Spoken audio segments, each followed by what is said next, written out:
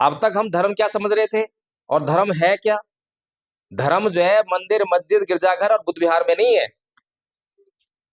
धर्म घर पे है, धर्म जो है आचरण में है, धर्म व्यवहार में है। अगर हम गाली नहीं देते हैं, झगड़ा नहीं करते हैं, तो हमसे बड़ा धार्मिक कोई नहीं है। और अगर हम ऐसा नहीं करते हैं तो समाज में क्या होगा? सुख शांति आएगी नहीं आएगी? क्लेश बढ़ जाएंगे। लेकिन हम उस पर काम नहीं करते हैं। हम तो मंदिर मस्जिद पे काम करते हैं। मंदिर बनाएंगे, मस्जिद बनाएंगे, बुद्ध विहार बनाएंगे। मैं किसी एक को नहीं कहूंगा कि नहीं मैं बौद्ध हूं तो मतलब बौद्धों की नहीं कहूंगा, मैं बौद्धों की भी कहूंगा। ईमानदार आदमी है तो सबकी कहेगा, जो गलत दिखाई देगा गलत कहेगा, जो सही दिखाई देगा उसको सही कहेगा, वही ईमानदार आदमी है। और बेईमान क्या होता है? सच को झूठ बोलेगा और झूठ को सच बोलेगा। तो बाबा साहब का सम्मान हम सारे करते हैं। तो कैसे करते बाबा साहब सम्मान? कौन बताएगा? सम्मान कैसे करते बाबा साहब का?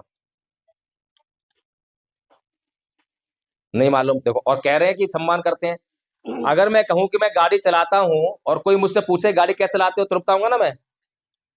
और मैंने तुमसे पूछी कि बाबा साहब सम्मान करते हो? हाँ सम्मान करते हैं। कैसे करते हो? तो सोचो पड़ गए, यानी तुम सम्मान नहीं करते हो। मैं बताया तो सम्मान कैसे करते हो। 14 अप्रैल आएगी, उस दिन जो है चंदा इकट्ठा करोगे, मंच लगाओगे, किसी वक्ता को बुलाओगे, नेताजी को बुलाओगे भाषण देने के लिए, बाबा साहब की कई तस्वीर लगी होगी, कोई मूर्ति लगी होगी, तो उस पर फूल में चढ़ाओगे, हैं, कोई धूपबत्ती धूपबत्ती अगरबत्ती भी कर लोगे। तो ऐसे जो है हम सम्मान करते हैं बाबा साहब का, ऐसे करते हैं। अब ये वाला सम्मान जो है कौन नहीं कर सकता? जो बाबा साहेब का अपमान करना चाहते हैं, क्या वो ये वाला सम्मान नहीं कर सकते क्या? तुमसे अच्छा सम्मान कर लेंगे वो। अगर यही बाबा साहेब का सम्मान है, तो ये वो जो बाबा साहेब का अपमान करना चाहते हैं, जो बाबा साहेब की मूर्तियों को तोड़ते हैं, वो हमसे अच्छा सम्मान कर लेंगे। जब उनको तुम जो अपने मंच पर बुलाओगे तो आके पहले मूर्ति पे जो है ऐसे लेट जाएंगे, पूरे तुम लेटोगे नहीं, वो लेट जाएंगे तुम्हें दिखाने के लिए कि वो बाबा साहेब का अच्छा सम्मान कर रहे हैं। फिर पता लगेगा कि जाटवों का मोहल्ला है, ये बाबा साहेब का सम्मान करने वाले लोग हैं, बाबा साहेब को मानने वाले लोग हैं।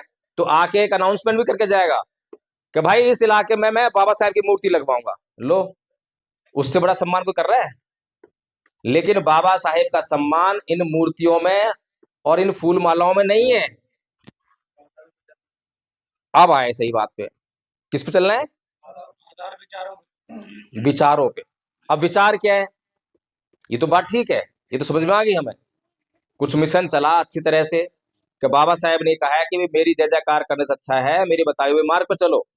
तो जब कुछ ये चर्चा चलने लगी तो ऐसे युवाओं ने समझ लिया और बोले कि भाई विचारों पे चलना ही बाबा साहेब का सम्मान है ना? अब विचार क्या है?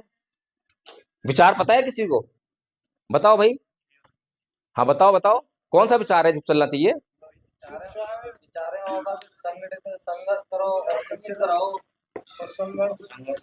अच्छा, बाबा साहेब का मिशन क्या था?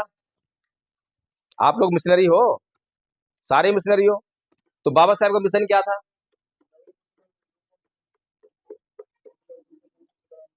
हम्म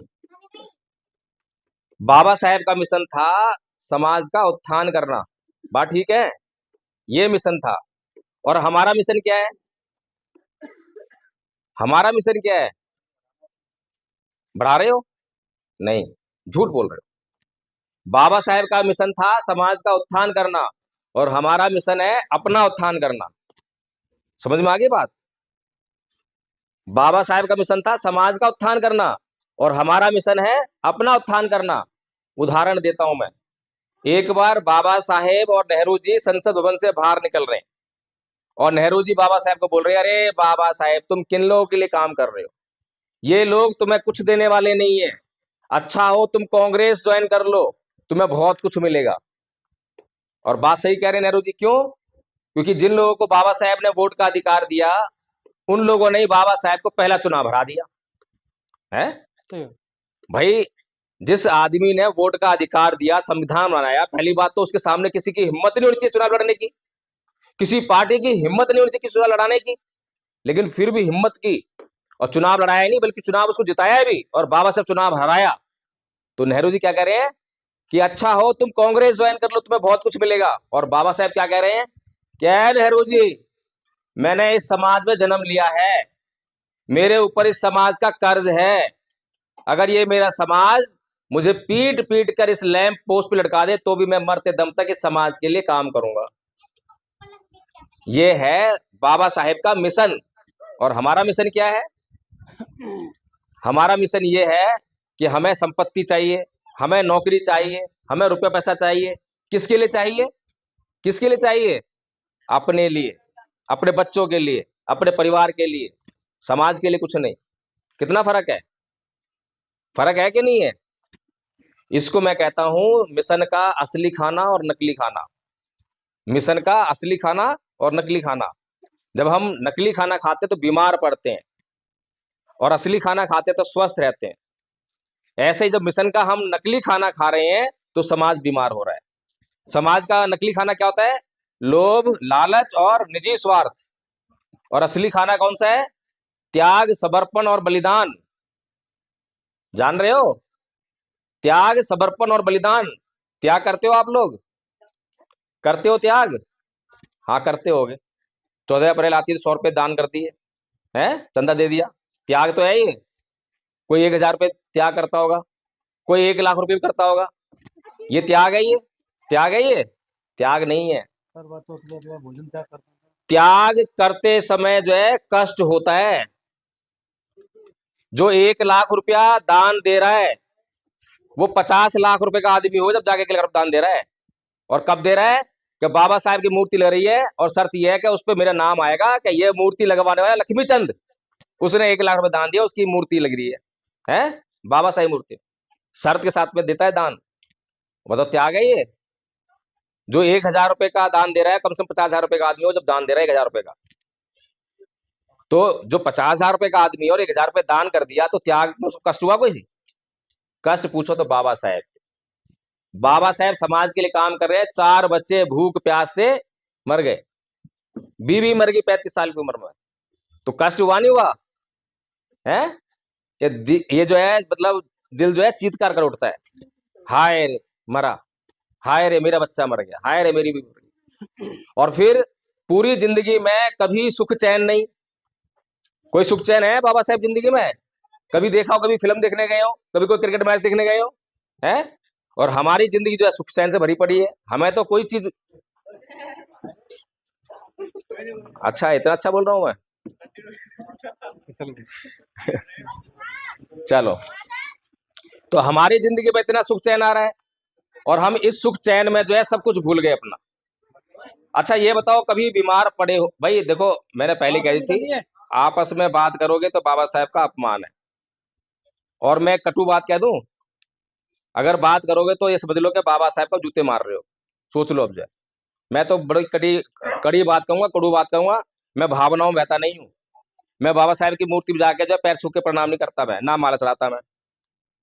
लेकिन बाबा साहेब की बात को जो है लोगों तक पहुंचा के और उनका उद्धार करने के मकसद से आया हूं। इसीलिए रात को मीटिंग ली और अभी जो है बिना नहाए धोए, बिना हाथ मुंह धोए तुम्हारे बीच बैठा हूं। तो इसलिए थोड़ा सा समझदारी से काम लो और आपस में बात करो, क्योंकि फिर मेरा फ्लो टूट जाएगा। जो बताना चाहता हूँ वो मिस हो जाएगी बात। तो जब हम कभी बीमार पड़ जाते हैं, और हम सभी बीमार पड़े कभी ना कभी, तो डॉक्टर के पास जाते हैं। और डॉक्टर के पास जाते हैं, डॉक्टर साहब बैठे हुए हैं, दवाई लेके आते होंगे। तो दवाई देते होंगे, भाई 1 पुड़िया सवेरे, 1 पुड़िया दोपहर को और 1 पुड़िया शाम को, ऐसे बोलते हैं। और तुम दवाई लेकर घर में ले आए, अलमारी में रख दी पैक करके। और फिर सवेरे उठे, अगरबत्ती ली, हे दवाई मैया मुझे ठीक कर दियो। फिर दोपहर को उठे, फिर अगरबत्ती ली, हे दवाई मैया मुझे ठीक कर दियो। ठीक हो जाएंगे? नहीं होंगे। पक्की बात है ना? तो ये साफ सी बात है। जब तक हम दवाई खाएंगे नहीं तो ठीक कैसे हो जाएंगे? तो बाबा साहेब से बड़ा कोई डॉक्टर है इस दुनिया में? समाज की समस्या को हल करने के लिए बाबा साहेब से बड़ा कोई डॉक्टर है? सारे जानते हैं। और जब वो कोई दवाई खाने को दें और हम दवाई ना खाएं तो हमारा दुख दूर हो जाएगा? नहीं है? दुनिया बाबा साहेब कह रही है, दुनिया का सूरज, द सिंबल ऑफ नॉलेज। कौन कह रही है? दुनिया कह रही है, हम नहीं कह रहे। हम तो जानते नहीं बाबा साहेब को। हम जानेंगे तो कैसे? क्या संविधान बना दिया किसके लिए? दलितों के लिए। कौन था? छोटी जाति का आदमी। ऐसे हम जानते बाबा साहेब। और दुनिया क्या कह रही है?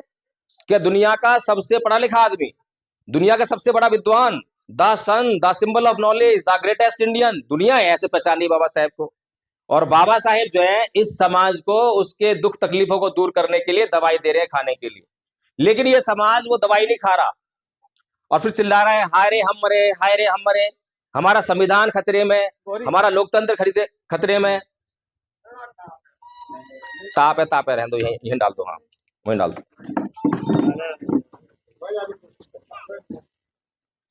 हमारा सब कुछ खतरे में है, आवाज आ रही है सारी तरफ से हैं।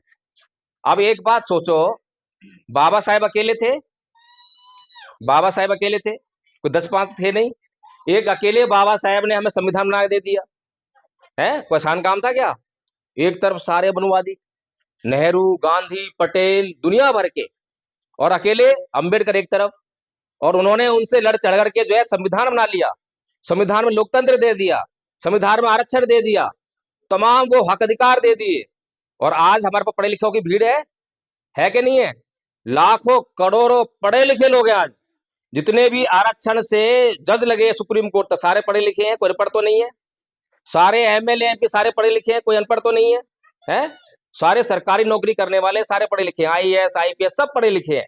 इतने पढ़े लिखे होने के बाद भी जब चारों तरफ आवाज क्या आ रही है, संविधान खतरे में, आरक्षण खतरे में। अब बताओ, सोचने वाली बात है कि नहीं है? कैसे खतरे में है भाई? अब तो सब कुछ सुरक्षित होना चाहिए ना। एक अकेला अंबेडकर जब काम कर रहा है तो सब कुछ मिल रहा है, और जब इतने सारे लोग मिलकर काम कर रहे हैं, हजारों लाखों करोड़ों लोग मिलकर काम कर रहे हैं, तो सब कुछ खतरे में आ रहा है। तो इसका मतलब क्या है?